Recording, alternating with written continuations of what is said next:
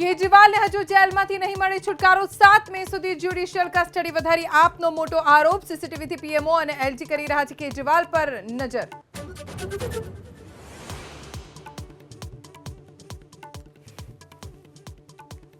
પપ્પુ યાદવે તેજસ્વી પર લગાવ્યો એનડીએ માટે વોટ માંગવાનો આરોપ તેજસ્વીએ કહ્યું ઇન્ડિયા ગઠબંધનને મત નહીં આપવાનો મતલબ એનડીએને વોટ આપવો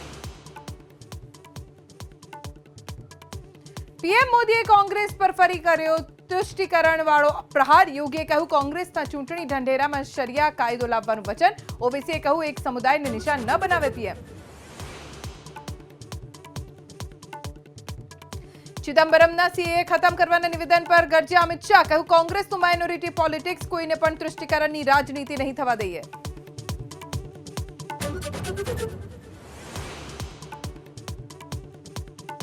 ફરી આકરા તાપનો સામનો કરવા થઈ જજો તૈયાર 3 દિવસ બાદ ફરી તાપમાનનો પારો ઊંચકાશે 2 થી 3 ડિગ્રીના વધારાનું હવામાન વિભાગનું અનુમાન